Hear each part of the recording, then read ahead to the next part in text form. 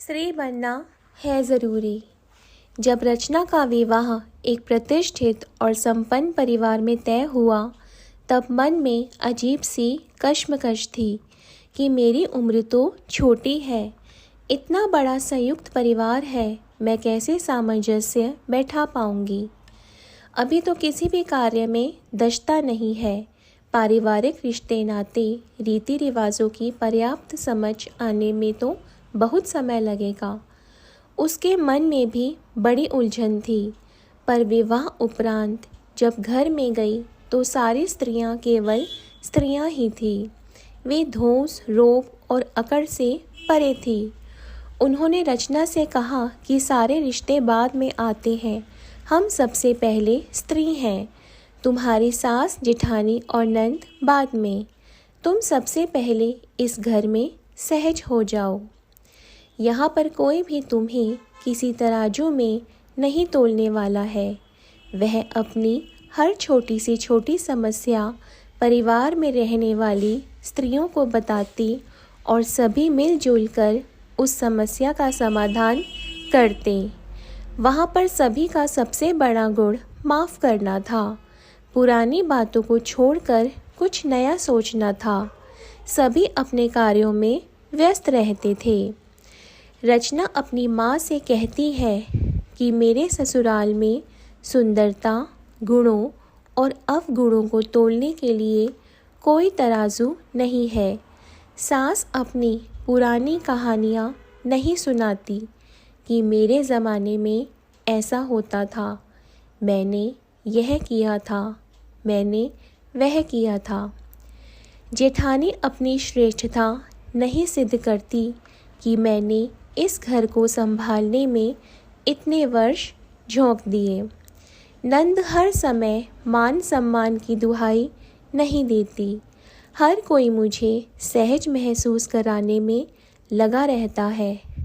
माँ, यदि हर परिवार में ऐसे ही परंपरा स्थापित हो जाए तो हर लड़की अपने परिवार को आसानी से अपना लेगी।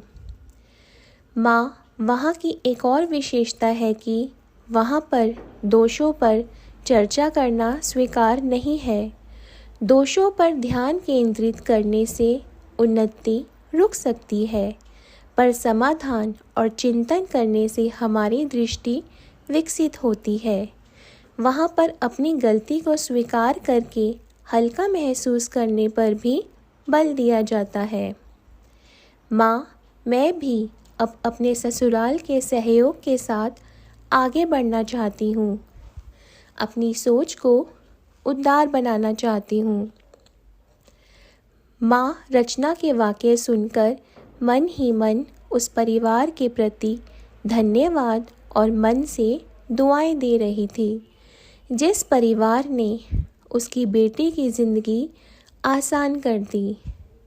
कभी कभी दुआएं भी बरकत पैदा करने में सहयोगी होती हैं।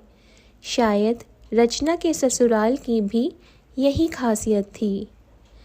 रचना की माँ मन ही मन ईश्वर को धन्यवाद दे रही थी कि बेटी की सोच और परिवार की सोच में कितना अच्छा तालमेल दिखाई दे रहा है।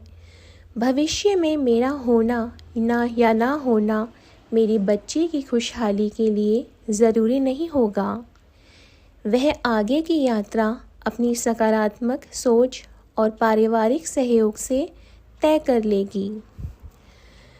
इस लघु कथा से यह शिक्षा मिलती है कि यदि परिवार में स्त्री अपनी सोच विस्तृत कर ले तो समाज में बड़ा बदलाव हो सकता है और मानवीयता के मस्तक से कलंक का बोझ हमेशा के लिए हट सकता है।